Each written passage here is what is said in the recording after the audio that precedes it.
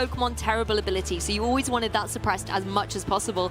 So it's interesting to see the Weezing coming into play when the Regigigas isn't there. So it's going to be a good utility option for Javier to maybe try and suppress abilities on the opposing side, or if there's an unfavorable situation, can utilize it on his own side as well. But leading out is going to be the adorable little Porygon 2 paired up with the restricted Dialga.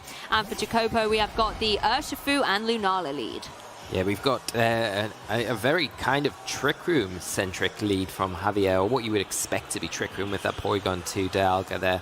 And then the Urshifu coming out from Jacopo's side of the field with the Lunala, which gives puts a lot of pressure on both the Dialga and Porygon 2, which is resulting in Javier kind of having to adjust his board position right now. Well, the Porygon 2 in face of this single strike Urshifu wants to get out of the way of a potential close combat or a similar type fighting type move, and in comes the Rillaboom instead to spread that grassy terrain all about the field. But straight away in this first turn, looks like we're going to have a Dynamax kicking things off in round 6. Going to be Jacopo going for the Lunala. Love to see Lunala in its Dynamax form. Not something we've talked about before. We kind of said it was more the supportive role, so it's nice to see it jumping into a more offensive position here, and it can certainly apply a lot of pressure to either of Javier's Pokemon here if it wants to go for something like a Max Phantasm, start reducing as well the defense stat of Javier's Pokemon, which will allow that Urshifu really to capitalize on it and clean up. But Javier is also going to go for a Dynamax, and it's going to be that Dialga. Yeah, and like you said, you pointed out a really nice combination here, the Max Phantasm, and taking advantage of that defense drop, where the Urshifu is going to be really able to get a lot more damage onto the field if that is the combination we see. And Lunala, not a Pokemon we generally see max on turn 1 because it's normally using that Meteor Beam and the Power Herb, so nice to see a different way and utilization of Lunala from Jacopo. And it does indeed do that Max Phantasm as Urshifu follows up with a close combat into the Rillaboom that switched in. Thanks to the drop, does a huge chunk of damage, but not quite enough to pick up the KO. If that had indeed been the Porygon 2, though, I think it would have been a slightly different story. Max Wyrmwind coming out from the Dialga, though, going into that Urshifu, taking it right down to its Focus Sash. But I think the critical thing here is reducing that attack stat on the Urshifu as well. Yeah, and you kind of almost negating the defense drop as well just by using that Max Wyrmwind. A nice choice here from Javier. Kind of predicting maybe the Max Phantasm and the defense drop there, so they even each other out going into this next turn. And the Urshifu here down to its Sash now, going to be threatened by the Fake Out from the Rillaboom, so either protecting or switching out this next turn, which could give Javier a little bit of an opening. But you've got to kind of keep in mind you want to be breaking that Shadow Shield on the Lunala. Now with the Urshifu under so much pressure, it might give you the opportunity, if you are Javier, to kind of concentrate down on the Lunala for a turn and try and just break that Shadow Shield and set up a kind of a way to deal with it late game. Well, a wise protect there in the face of a priority Grassy Glide from the Rillaboom, as Lunala just goes for another Max Phantasm straight down into that opposing Dialga. Again, not going to be enough to pick up a KO, but really chunking away at this Dynamax Pokemon of Javier and dropping the defense on both the Pokemon once again. It is going to be a Max Quake coming out, though, from the Dialga. So boosting up the special defenses where the defenses are being dropped, going down into that Urshifu. Despite the protect, due to the very minimal HP remaining on Urshifu, it was enough to be able to pick up the KO against it. I mean, I really like that play, though, because if the Dialga had gone for that Max Wyrmwind again down into that slot and Jacopo had maybe switched something in like the Zacian with its fairy typing, it would have been a nice Max Quake to kind of catch that Zacian on the switch in. Yeah, definitely. And I think the fact that Jacopo just, you know, he protected there. If he doesn't get attacked from the Dialga, then he's still got his Urshifu for the next turn. But like you say, he doesn't want to risk switching something in and taking a Max Quake, because against a player like Javier, he can kind of predict maybe something like the Zacian coming in, like you say, with the Max Wyrmwind coming out and just wasting a Dynamax turn. And that is not what's happened. But the Lunala are in a really strong position now, you know, able to pick up a knockout onto either Pokemon on Javier's side of the field. Obviously, the Dialga, Rillaboom, sometimes don't always carry protect, sometimes do, so it's kind of, you know, which one do you want to get rid of? The Zacian is able to have its pick as well here, so Javier in a really tough position right now to try and get out of against both of these offensive Pokemon. Well, that's the thing, Grassy Glide is not going to threaten either of these Pokemon, but at least it breaks the Shadow Shield for Javier a little bit later on in this game. Dialga will fall victim here. Zacian is going to have its defense, a special defense drop though as well, sitting a little bit more vulnerable going forward, but Javier's restricted will be returning to its Pokeball due to the wrath of that Zacian. Lunala going to go for the Max Phantasm once again and just pick up a second KO here against the Rillaboom. It will be the end of those turns for Lunala though, so no more defense drops, you know, being able to be achieved, but the fact that Lunala's been able to make this through relatively unscathed Cascades, and potentially if there's another Protect or two, the grassy terrain might even get Lunala's Shadow Shield back up. Yeah, and that's a big thing because of the grassy terrain now on the field, and Javier losing, well, you know, he didn't really get much return for the Dialga Dynamax, and they got the knockout on the Urshifu, but that's really about all he's got, and he's lost his Rillaboom in the process here.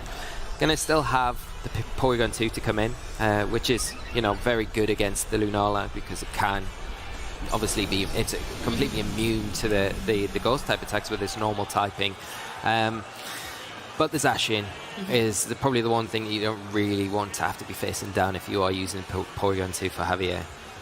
Yeah, that's really true. At the end of the day, if you are Javier, like you've said there, Lee, you can spot a weakness with this Lunala. If it's only really carrying Ghost-type moves, it might have the Meteor Beam, sure, but then once that's already been utilized, it's not really a reliable move for Lunala. So if you can deal with the remaining Pokemon in Jacopo's side, then Lunala versus Porygon 2 is going to be the victor here.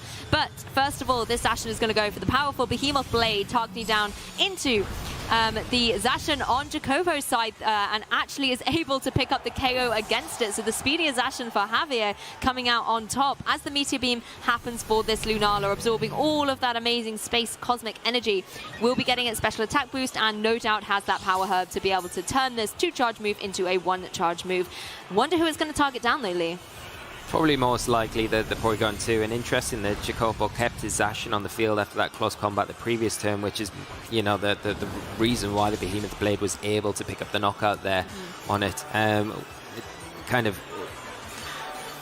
It'll be interesting to see what he's got on the back and maybe why he didn't switch it in at that time. You see a foul play come out from the Porygon 2 onto the Lunala, and that is the one Pokemon that you want if you're Javier to be able to comfortably deal with the Lunala and not really have to worry about it. Well, the last Pokemon here is that Rillaboom out for Jacopo, and I think this is the unfortunate situation when you're facing down against a Zacian. Rillaboom is not necessarily the Pokemon that you want to have here. Yes, the grassy terrain is up, and you still have the utility to go for something like a Fake Out here, maybe catch the Zacian there and do some damage with Lunala. But the key thing here is that Porygon 2. If it's able to survive a lot of the moves coming out from Rillaboom, for example, particularly when the grassy terrain goes away, if Porygon 2 does have access to something like Recover, it's just going to be able to start stalling out this game. Yeah, and that's the problem where we are now. You can go for the Fake Out into the Zacian here if you are the Rillaboom and try and get a Moongeist Beam into that slot, but it's easy for Javier just to protect this turn and get around the Fake Out and then kind of put the pressure on to the Lunala the next turn. And the Porygon 2, like you say, it probably got Recover, so the Lunala not really going to be able to damage it now with anything, because you've got to, if you're going for the Meteor Beam, it's a 2-charge turn, and the foul play is going to easily pick up the knockout here, which we are seeing. So yeah, a bit of a flip round of momentum here as we come to the latter stages of this game.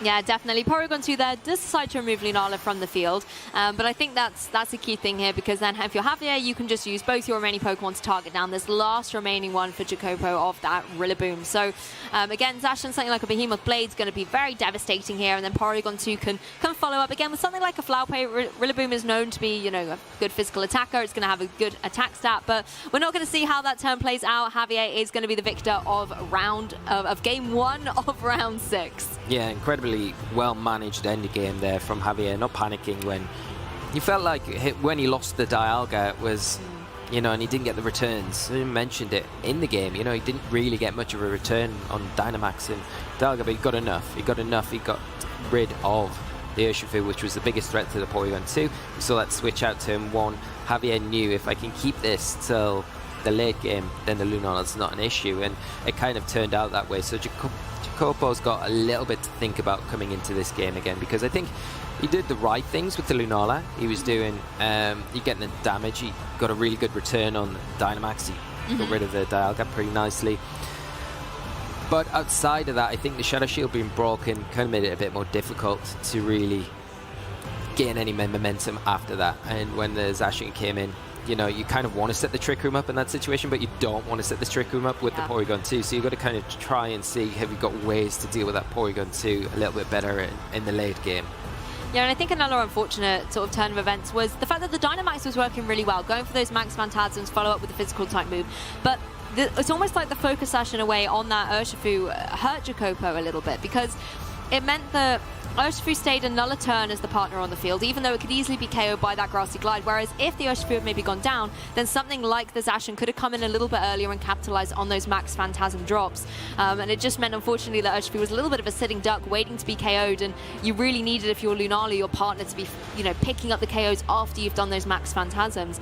And again, unfortunately, I think the drop of the defense on the Zacian for Jacopo just left him really vulnerable for the Zacian on Javier's side to pick up that solid KO. Maybe if the Zacian had survived, it would have been able to deal some additional damage in return, pick up a KO here or there. Yeah, and I think that's a really good point you make. I think the positioning of Zacian next to Lunala when it is maxed is really important for Jacopo, and trying to preserve maybe the Urshifu for that Porygon 2 in the late game, True. because then if you do that, you've got a way to not only attack it with something like your own Zacian, but then you've got a big way to threaten it, because Porygon 2 doesn't carry Protect ever, so you've got a guaranteed close combat if you can get it onto that slot.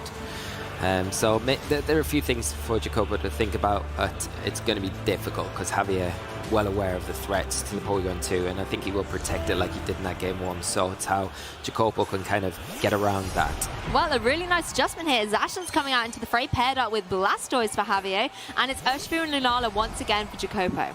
Yeah, and a nice mix-up here from Javier, as we see that the Blastoise, and is that going to be the Pokemon that we see go for max here, and then utilize that residual damage from the G-Max Cannonade, which is the signature attack of Gigantamax Blastoise, which will be interesting because I think the additional residual damage will be very useful because it's a free way to break the Shadow Shield on the Lunala. And the Sash. Nothing else, yeah.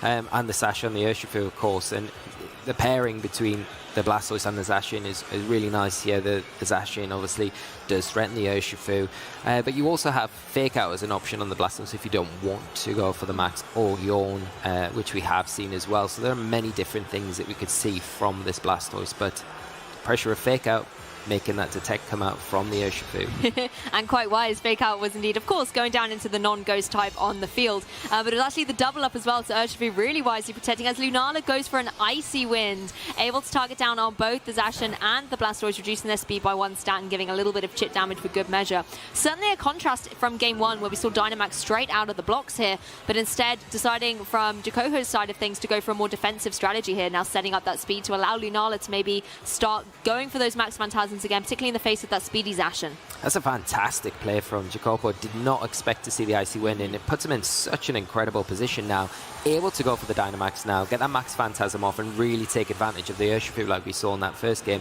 and putting a lot of pressure directly on both of Javier's side of the field with that potential -1 defenses coming out this turn. Yeah, I love to see this Dynamax Lunala once again.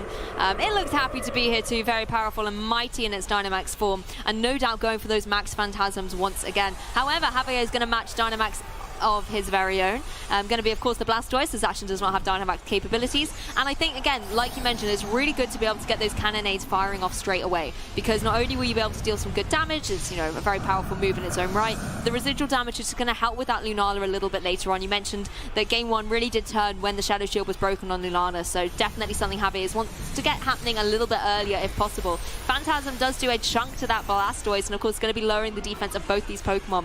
And I wonder which one the Urshifu is going to target down first of all. Wouldn't be surprised to see it be that Zacian, but instead it is the Blastoise with the Wicked Blow. Huge knockout, Lou. Huge damage. I mean, it's going to be a guaranteed critical hit, but wow, Blastoise is gone.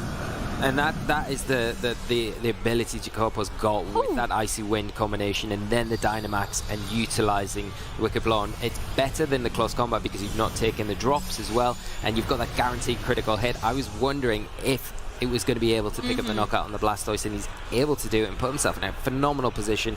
And you can see how useful that Shadow Shield is on the Lunala there to take the Behemoth Blade from that Zacian. And particularly when you're Dynamax, you do not want to take a Behemoth Blade. It has double its attack stat, and just being able to survive that thanks to your ability makes Lunala so formidable here. Obviously, we see the Dialga now switch in for Javier, and that certainly was Pokemon that Javier liked to rely on a little bit in game 1, but there's no Dynamax utility for Javier now. So Dialga is going to be a lot more vulnerable. It's not going to have the bulk that it had from Dynamaxing in game 1. The Max Phantasm does a huge amount of damage, almost 90% there. And of course, reducing the attack stats, the defense stat further on that Zacian and leaving that Dialga extremely vulnerable. Close combat is the move choice from Urshifu.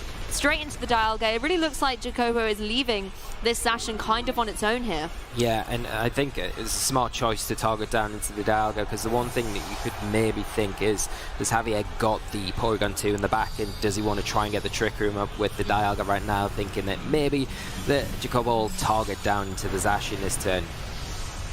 I mean, the other thing is as well, yes, Jacopo has now lost the Lunala, but it does give him the opportunity to bring in his own Zacian now from the back. And considering that Javier is down to his last 2 remaining Pokemon, he cannot switch out the Zacian that is at -2 defense. So the Urshifu or even the Zacian, anything that is physical going that way into the Zacian, will be able to pick up the KO against it, leaving the partner Pokemon for Jacopo to be able to pick up a KO against whatever is coming in next to Zacian.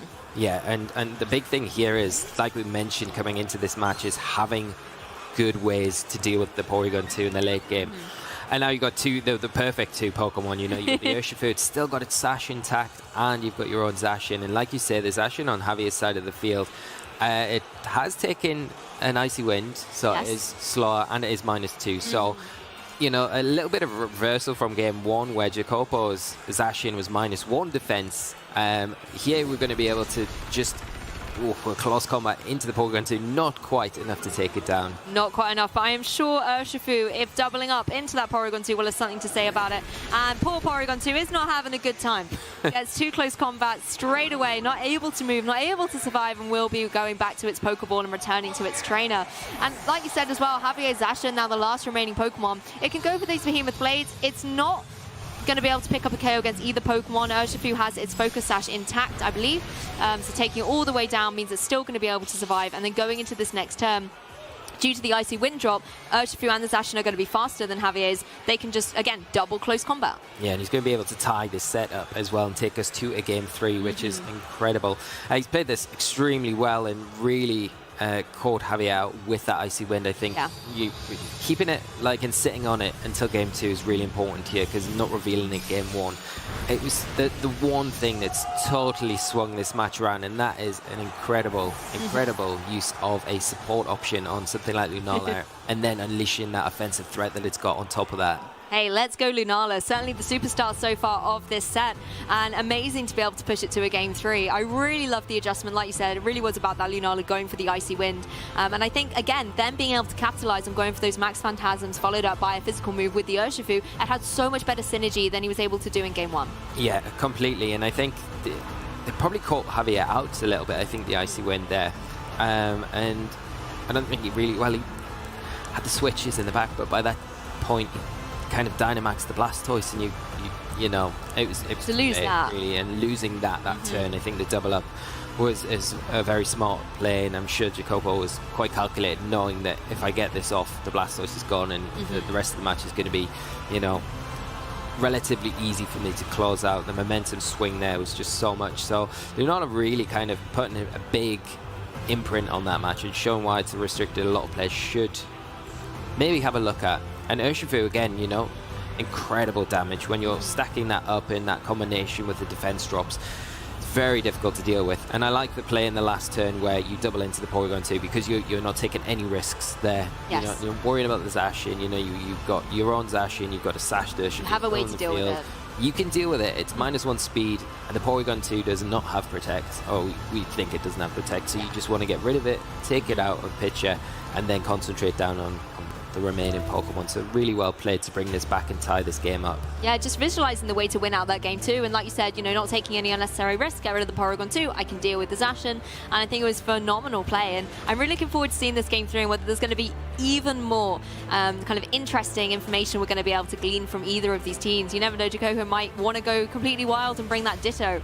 You never know, but I think the Lunala combination was so strong, and if you're Javier, you still need to find a good way to work around it. The Blastoise was a really great idea, but it even took me a second just to appreciate that Jacopo removing that Pokemon before he could even go for the Canonade just meant that it put him in such a phenomenal position, and that Blastoise really was null and void in that particular game too. So if you're Javier, you need to find find a way to be able to, if you want to bring it and to utilize it, to protect it that little bit better. But it's hard when Lunala is also a ghost type and you cannot fake it out with something like your Rillaboom. Yeah, that's the difficulty here. I think that makes it very difficult to kind of have that complete protection for the Blastoise. The Blastoise definitely needs to be utilized because we mentioned at the time how useful the residual damage from the G-Max Cannonade will be at just breaking sashes, breaking the Shadow Shield, and just chipping everything down generally. So Javier can kind of get it into a position where he's able to do that. Great, but it doesn't look like he's going to lead with it this time, Lou. Well, Jacopo has led with the Urshifu and the Lunala once again, the tried and tested combination in this round 6. Javier going for the Dialga once again out front and paired up with the Rillaboom. Yeah, they're kind of a very kind of, you know, like a safer probably lead from Javier. Kind of worked, the Dialga worked a little bit better for him in game 1, so going back to that. You know, it can take the attacks a little bit better than what the Blastoise seemed to in that last game. And there is the fake out support this time to at least slow down the Urshifu here and not allow that kind of instant combination of Manx Phantasm and Wicked Blow. But you've got to be aware that it could be a possibility the following turn. So you've got to have some kind of plan to kind of go up against this. Is Trick Room going to be something that we might see from the Dialga here? Because if the Dialga does go for a Trick Room here, it has the fake out support, so it's going to be able to potentially get a Trick Room up here. It then puts Javier in a great position going into game 2 if that's what he tries to go for. Well, I think what Javier does with the Dialga is going to be critical here. You know, you could go for the turn 1 strategy with that Max Wormwood down into the opposing Urshifu, but then if Jacopo was going to maybe switch into the Zacian, that would have been detrimental. But going for something like the Max Quake, covers for that option would also go through the potential Focus Sash break of, if the Urshifu protects for the Fake Out, for example, you'd still break that Focus Sash with any Max move you choose to go into the Urshifu, while also boosting up your special defense in the face of a Lunala. So Max Quake could be the way to go here for this Dialga. And again, mirroring what happened in game 1, we see Lunala and Dialga in their Dynamax forms facing down against each other in this first turn of game 3. Jumping onto the battlefield, Urshifu does indeed detect in the face of this fake out, doesn't want to take any unnecessary damage or leave itself unnecessarily exposed to something from this Dialga. Lunala, once again, for the Max Phantasm, targeting down this time into that Rillaboom, does a huge chunk of damage and will of course be reducing the defense stats of Rillaboom and Dialga. And I think it was nice to see the Max move actually being utilized onto the non-Dynamax Pokemon, trying to maybe aim for KOs rather than just kind of chipping away with that extra HP. Dynamax Pokemon are harder to KO. It's the Max Steel Spike though, curiously. Yeah, it's a nice option here just to mitigate the defense drop from the Max Phantasm, and just, you know, you can, like you say, I do really love the idea of going for the Max Quake because it does give you that kind of bit more solidarity against the Max Phantasms, but at the same time, when you're doing that, you're still prone to taking a lot of damage on the defensive side. But by going for the Max Steel Spike, getting a lot of damage off anyway into the Urshifu. You see how much it did behind the Protect there anyway, so it's doing a decent amount, but also just mitigating what the Lunala is trying to do, and Javier kind of just trying to slow things down, because if that Lunala does start to stack up those defense drops with the Urshifu, it's going to be very difficult to kind of deal with. And that is one of the reasons why Urshifu is so strong, having that Sucker Punch remove the Rillaboom from the fray before it could go for anything to pick up the KO against the Urshifu. The Max Phantasm will go down into that Dialga, being obviously the only Pokemon on Javier's side, and the defense will drop further. Max Steel Spike will come out though, of course, to negate that. So now, once again, the defense stat will be at neutral, and it is able to pick up a big KO. Yeah, and this is a lot better from Javier here, because I think he's, like we've said before, mitigating those defense drops, but he's also dealing with the big threats to something like Porygon 2 that we saw in game 1 be a late game Pokemon to come in. Now that the Urshifu's gone, you don't need to worry about one of those threats. The other one is the Zacian, which I don't know, will we see it come in now for Jacopo, because the Max Quake is still an active option for Javier coming into this next turn. Yeah, that's true. Possibly if you're bringing that Zacian in, you either need to play a bit defensively and stall through the rest of Javier's turns, but then again, for all we know, there could even be the Thunderous lurking in the back, and that could be a nice switch with having that ground immunity, or even something like that lovely little cheeky Ditto. Yeah, the Ditto would be a nice option, especially because you can just kind of copy whatever you want on Javier's side of the field, but maybe one of those Pokemon that is left really late in the game to kind of really see what the remaining Pokemon are on Javier's side of the field, as we see the Rillaboom come in, and it gives them that instant fake out support, which is great against something like the Zacian here that Javier's brought now onto the field. Well, both of the trainers there seem to be taking their time, really thinking through what Pokemon do they want to bring in here. At the end of the day, it's Swiss round 6. This is game 3. Whoever wins this game will be winning out this round. And I think it's interesting, like you said, Rillaboom's come in there for Jacopo, and that means that you've got that fake out pressure into the opposing Zacian, might allow Lunala to get some more damage off and at least get that defense drop onto the Zacian, which we saw was so critical for being able to pick up the KO against it later in the game. The key thing, though, is this Lunala still has its Shadow Shield intact, and possibly if it's able to survive out this turn, it could go for something like the Icy Wind on the next turn. Yeah, and that puts Javier in a really awkward spot, especially if the Zacian is the last Pokemon for Jacopo. But we are going to see Porygon 2 make its appearance here as we see a fake out just from the Rillaboom to ensure that the Zacian that was on the field didn't move. Yeah, and I really like this switch here. Obviously, Porygon 2 normal type, not going to take any damage whatsoever from the Max Phantasm. And the one lovely thing about that as well is it protects the Dialga from taking a further drop as well, because the move did not utilize. And actually, Dialga's going to come out of these Dynamax turns at +1 defense. Yeah, and it's really, I think what Javier's done here is really mitigate any sort of momentum shift from Jacopo here by just going for those steel spikes every turn.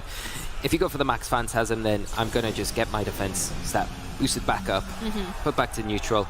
But you can see here by that really clever switch to the Porygon 2, just not affected by the Max Phantasm, wasting the last turn of Dynamax and then getting the defense boost, which is the one thing that the Porygon 2 is really concerned about, is the physical threats from Jacopo's side of the field. Now with that +1 defense, it's in a much better position to now threaten the Lunala and start really causing havoc to Jacopo's side of the field.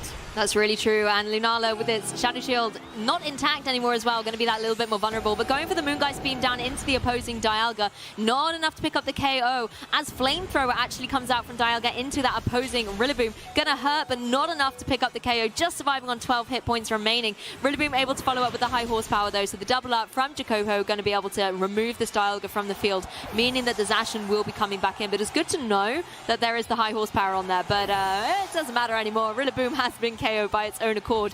Porygon 2 is going to go for that foul play, and it does huge damage. Lunala is gone as well. What an absolutely dominating turn from Javier there. Yeah, absolutely. And you know, the Shadow Shield broken as well. The foul play doing so much more damage, and Javier having an outstanding turn to put himself in a great position to try and close this game out. Now Jacopo down to his last Pokemon now. You've got to assume that it is a Zacian, but yeah, hoping we'd see the Ditto maybe, but this actually makes a little bit more sense, I guess. That's the thing. It's which one you're hoping for and which one actually makes sense. At the end of the day, this is the European International Championships. And Zacian coming in here for Jacopo, I mean, it's definitely the Pokemon you would want, but down against two bulky Pokemon, you know, Porygon 2, yeah, sure, is not going to deal a lot of damage, but it's really hard to KO. And Zacian behind a substitute, really hard to KO too, and it's just one of you versus two of them.